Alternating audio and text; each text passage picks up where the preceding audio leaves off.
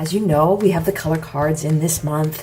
So the tip of the month is how to use a light source, because that goes along with the nature and the floral themes that we have in the color cards. And the whole idea is to get depth and dimension on an image so it's not flat looking. You want to be able to have highlight and shading and drop shadows. And the nice part about Chameleon Pens is you can do a lot of that with just one pen. And we're going to show you how to do that. So I'm just going to do a color card from the Nature SKU, and I'm going to do, this one is the Koi Fish. Now each one comes with 2 of every design, and it comes with a color card that's corresponding to give you some ideas on how to color with it. So this is suggesting these colors, just a suggestion. You can use whatever color you want. And on the other side, we have grayscale, just to give you an idea if you want to do other colors. But here's the idea, is that this is where your light source is coming from. So this is how it's affecting the color saturation. Here's your light, your mid, and your dark tones. And it tells you how to do that on each area of the picture. So it's pretty close to real size, just a little bit smaller because we have to fit that in. And another thing is it won't be the exact same color because this is a printed reproduction. So if you're wondering, well, my purple doesn't look exactly like that when I color it out, it's probably because it's not exactly like that. It is a reproduction through a printing press. So this is the pure color of the pen that we're working with here. I've really put mine to a workhorse. I'll clean my pens eventually, but whatever, I'm going to show you right off the bat. I'm going to do the Koi Fish, and I'm going to just pull this off. It's all perfect bound, so all I'm going to do is just pull it out of my cards, and this is nicely ready for me to go for my next designs. So we'll work on the fish here, and I'm just going to do a quick show, leaves, a couple of, petals there for you. So I'm going to take my PR4, that's what's suggested, and I'm going to hold that straight up and down, and I'm going to let it fuse. Now what's happening is the toning medium is just lightening the tip of the marker pen. If you think about it, it's almost like dipping your paintbrush into water, so it's like a watercolor, to get that very light color at the beginning. Now if my light source is going to be coming in this direction, what this is suggesting I do is do the light source here. So I start off in that lighter color, and as I color it starts to go to a mid-tone, and then I'm going into a little bit darker tone. If it's not transitioning fast enough for you, just hang there for a second. The darker colors will need a little bit longer in order to get them fused, or to get more toning medium in them. They just require a bit more. The lighter colors, they absorb it really quickly. So here I am fusing again for a couple of seconds.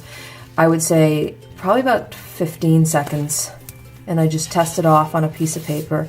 Again, I want to keep with that sort of idea of the light source catching the edge of this petal. And I tend to keep my marker on the surface. By doing that, you get a beautiful smooth color. This is back and forth, but you can also go in like little circular motions if you want. It just depends on what you're coloring. Some things lend themselves better to a little circular motion, some back and forth, some even just little strokes down or strokes up. It just depends on what you're coloring. So giving that another couple of seconds fuse, and then I'm going to show you how to do a drop shadow using the same pen, so you can get a bit of an idea. So I'm going to keep that light source running just along the edge there.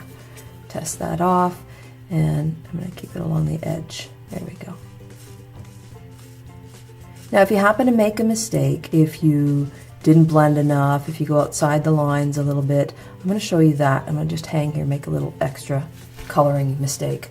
First of all, I can use my colorless blender. If I go outside the lines and I want to push color in, I can saturate the color. I can go back over top with my blender and smooth out anything if I want, but I find that that's a very, very intense bleach. The easiest way to fix any mistakes is to just go back and put another layer over top. And do that by fusing your pen again. And essentially every pen kind of becomes like a blender pen from the beginning. And you're going to stay in that lighter area where you were before, and then just continue to go over top. If I've got a break in it, I'll just sort of go to one side and then the other side, so I keep the color even. Now, if I want to be able to do drop shadow, this is where it gets kind of neat. I'm going to keep that in the mid-tone and just lightly put that little color underneath. And give it another fuse because I want to keep it into the lighter colors while I'm doing this. If I go to the pure color, it's going to be a little bit too dark for the drop shadow. But that's how you get your depth and dimension. And I'll color this one out anyway, but let me just wet this up. This is 120 pound, or 250 GSM actually, cardstock. So you can really put a lot of layers on this if you want to, and it's not going to hurt it. And I'm just going to erase that a little bit too. It works with colored pencils. They also work with any type of alcohol marker or even watercolor pens. But see, what we've done here is we've used where the light source is, which we're being told is here, and that's where it's reflecting off of that. And then the drop shadows, we use the same color just to give it a slight lift underneath. If you want it more intense, you can go back with the bullet nib and really get a harder line if you want to, or you could go back with the brush nib just to get that harder line as well. So that's kind of something, depending on your style and the look you want to create, that is totally up to you. So that's how you want to work with it to get depth and dimension. Use your light source, work away from the light source. In some cases, if the light's sort of causing the petal to be more lifted this way, what we're suggesting there is to sort of go in the half of the petal. So I'll do that really quick for you. What you want to do is fuse the pen, and you're going to work from middle back and then middle back. And then using the same pen, you can get the same drop shadows and everything that you wanted to get out of there.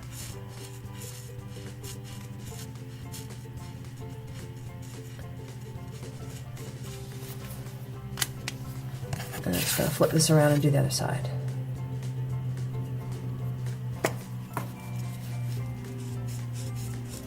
So here what I'm kind of doing is creating the light source, how it would play on further on that flower and sort of cause the petal to look a little bit curved.